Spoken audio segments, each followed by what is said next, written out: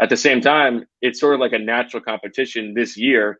You guys both go out there. Let's see who plays better and who earns the big money contract. So it's, I think, one of the most fascinating dynamics of this Eagles season.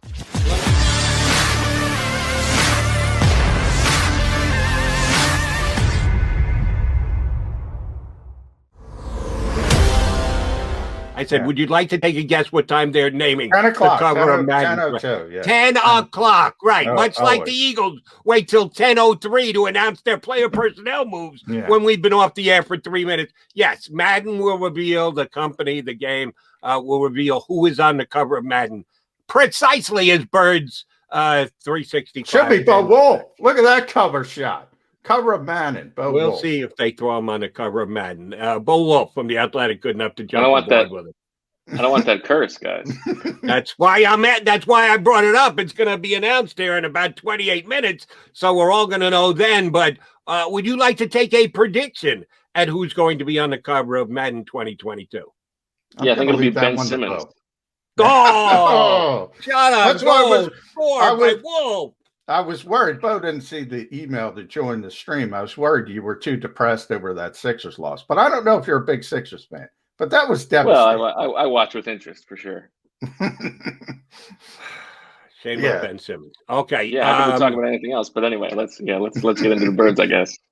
So you don't think it'll be Jalen Hurts in the Madden? I guess it has to be Patrick Mahomes, right? Let's see. What about like Justin Herbert? Would that be fun? Yeah, that'd be fun. That'd be fun.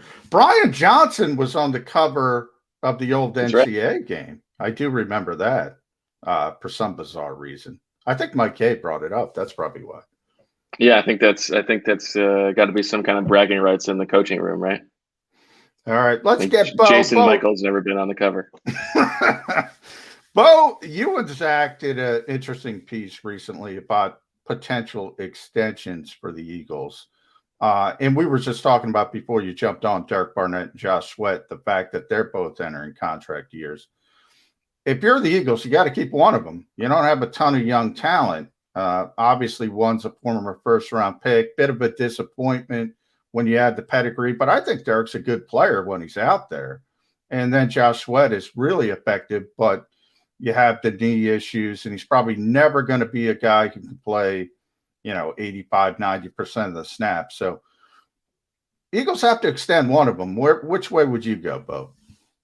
Yeah, I mean, if it's a tough call for the reasons that you stated. Like, it's sort of like Derek Barnett is high floor and maybe a lower ceiling than Josh Sweat, whereas Josh Sweat, because he has that injury history, but he's a physical marvel. Like, he has some Danielle Hunter traits, but there is a question as to whether he can hold up as playing 60% of the snaps or so. I wonder if it's a bit of a false choice because they do have a lot of money committed at defensive end. Like Brandon Graham is on the books for next season, but this team does not have young good players, and both of these guys are very young. Josh Sweat I think is 23, Derek Barnett is 24, and if you look at like across the league, who are the productive pass rushers under the age of 25, these guys are both in the top 10 in terms of sacks and quarterback hits on a per snap basis. What is all that cap room for? It's for being able to keep your young good players. So I wonder if they're going to be able to keep both those guys, even though it seems like a lot of money committed to the defensive end position. That's a position they value. Like if you look around the roster, who else on this team is young and worth keeping around? The list is not very long. So I think they may end up finding a way to keep both. That said, if these guys get to the market, both of them will command, significant money because, the price for good pass rushers is huge, especially when they're young. So it would behoove them to be a little bit aggressive in terms of locking these guys up before the end of the season. At the same time, it's sort of like a natural competition this year. You guys both go out there. Let's see who plays better and who earns the big money contract. So it's, I think, one of the most fascinating dynamics of this Eagles season.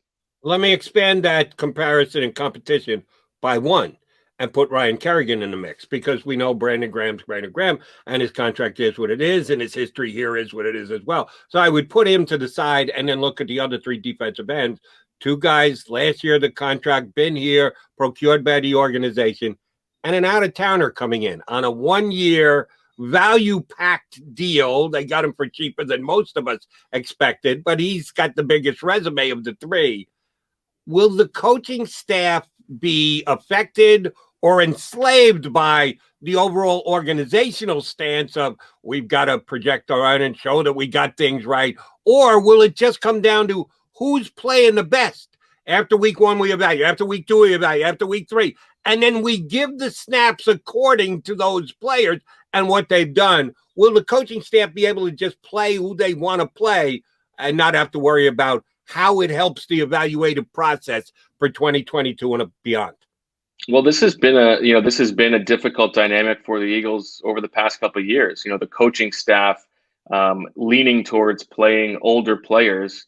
Look just last year at Alshon Jeffrey, like playing over Travis Fulgham after Travis Fulgham has this amazing run. And it was like mind numbing that was happening. But that is like a coach typically is going to break the tie with the guy who has a little bit more experience, who they can rely on a little bit. But what the Eagles did, in setting up this roster this year is try to sort of fulfill two tracks. And, you saw it with the signing of guys like Anthony Harris and Eric Wilson, these guys on 1-year deals who they will allow them to compete as best they can this season, but they're not on the books beyond this season. They're not in the future plans necessarily. I think a guy like Eric Wilson could eventually be signed to an extension, but with Kerrigan, there's room for 4 pass rushers to play plenty of snaps. Just look at the Super Bowl season. You had Brandon Graham and Chris Long on the left side, Derek Barnett and Vinny Curry on the right side. I think you'll have Barnett and Sweat on the right, Graham and Kerrigan on the left, with Graham obviously also able to slide inside on some passing down. So I think there's enough playing time to be had for all 4 of those guys. Bo, when we talk about extensions, I think the most obvious one would be Dallas Goddard. Dallas confirmed with us that he's already had talks with the Eagles about a potential extension. They don't have a ton of money, obviously, to deal with until next season. But we all know they can get things done if they want to get things done. How much does the fact that we're sitting here in June, Zach Ertz is still here, we all expect him to not be here at some point, how much of that complicates a potential extension with Dallas Goddard? The Ertz thing is a little bit weird, for sure. And this does seem like, as you described, the most like down the middle extension possibility, because from the Eagles' perspective, you would think they would want to lock this guy up, knowing that Ertz is leaving before he has a season of being the number 1 tight end. So maybe they think they can get a slightly better deal. The complicating factor is beyond Ertz being here and that sort of awkwardness is that the tight end market is sort of weird.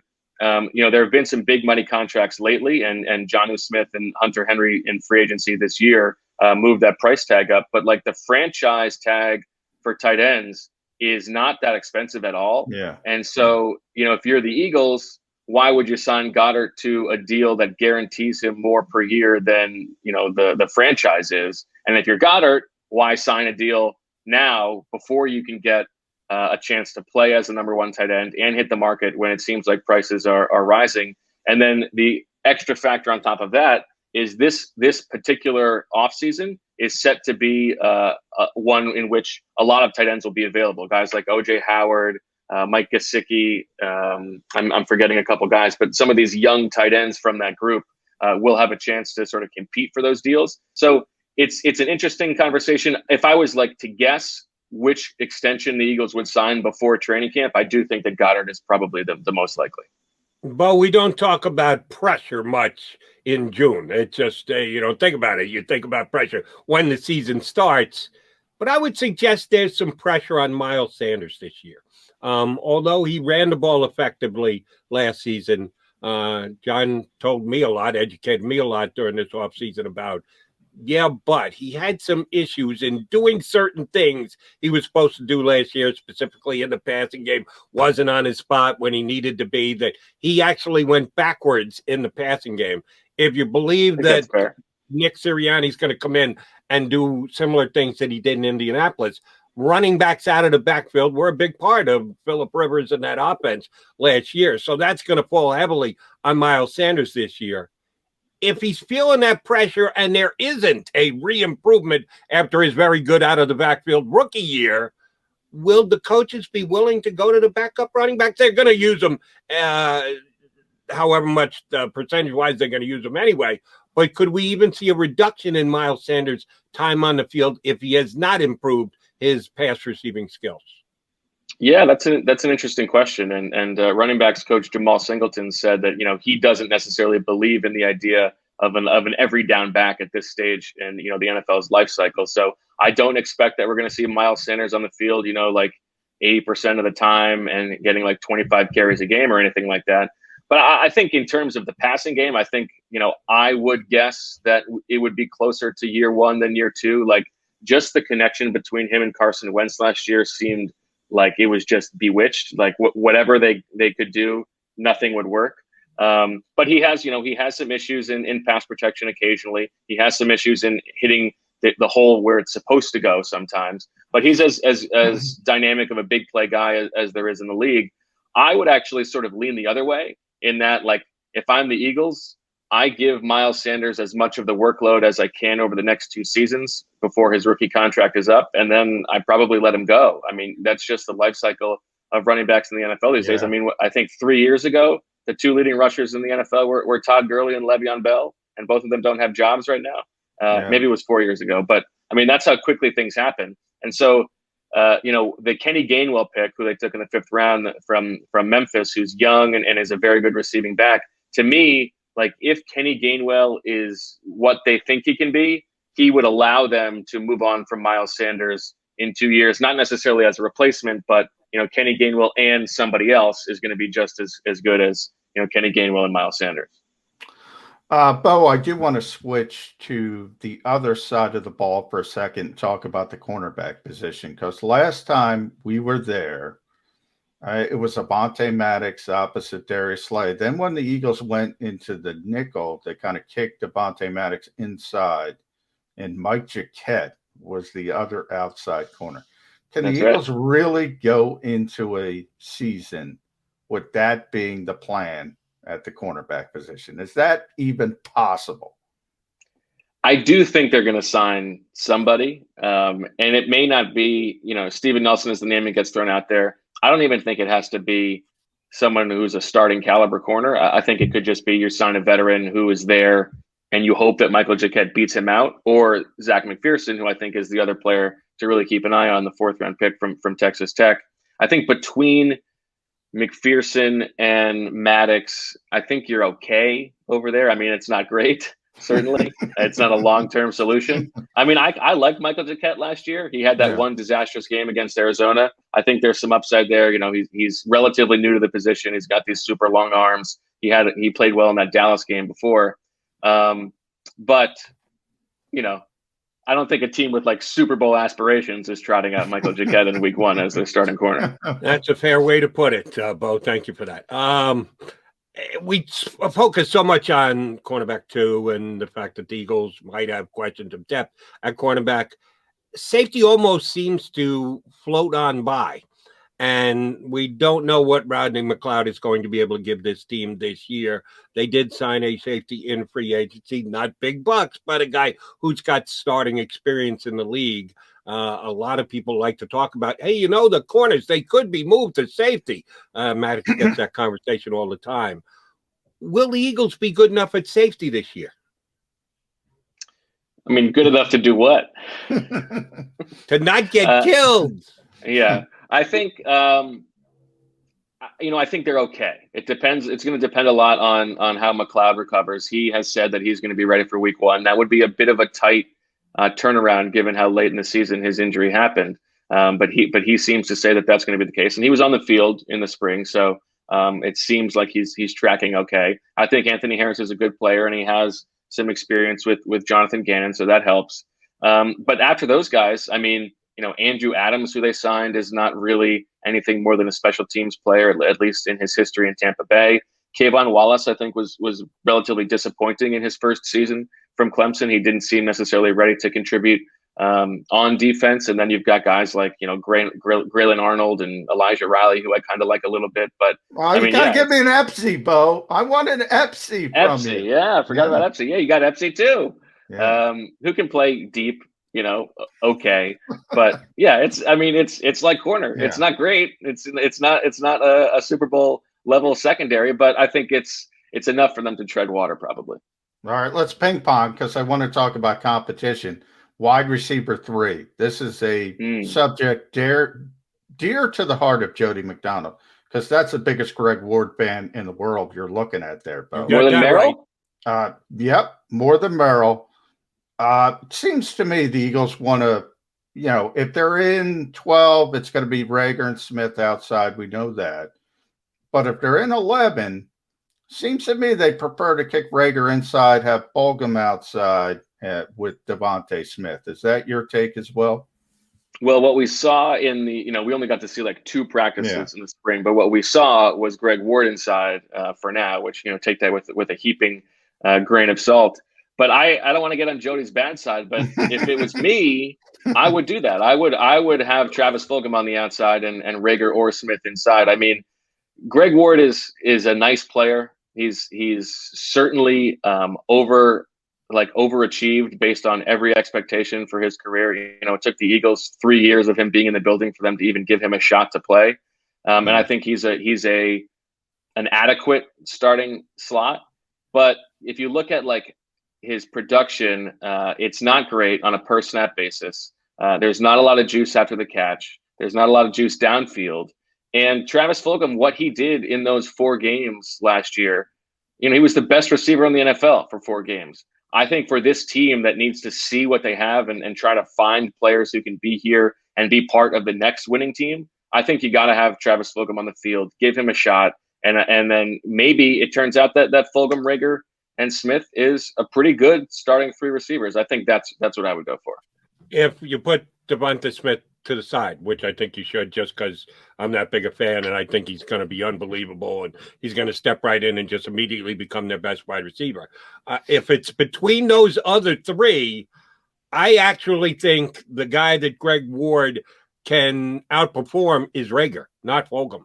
I think that he's going to be able I don't think that's crazy. I think he's going to be able to hold that slot spot. Sorry, Jalen Reagor fans, but I need to see it. I didn't see Diddley last year. So one big play early on, and that was it. So until he shows it to me, like Greg Ward, all right, albeit 4 yards at a clip, showed me he can make plays and at least catch balls, I'm going to need to see it. All right. Well, and of course, the other funny thing is like this. If any staff is going to be able to get the most out of Jalen Reagor, like it should be this one, right? You've got a coach, a head coach who played the position and coached the position. That's his specialty. Like this should be it. If Jalen Reagor can't take a step forward in this offense with this coaching staff, then yeah, it's a pretty bad sign. We talked about this yesterday on the show, and I want to bring it up with you. The fact that the Eagles have 90 roster spots, they're all filled now. Good for them. They never thought to bring in a kicker to compete with Jake Elliott. Forget about kicker. Talk about punter. Forget about Jake. Talk about Aaron Cepas. Punter or kicker. And I know they're both kind of, but here's the reason why it's different. Because Jake Elliott actually has a contract.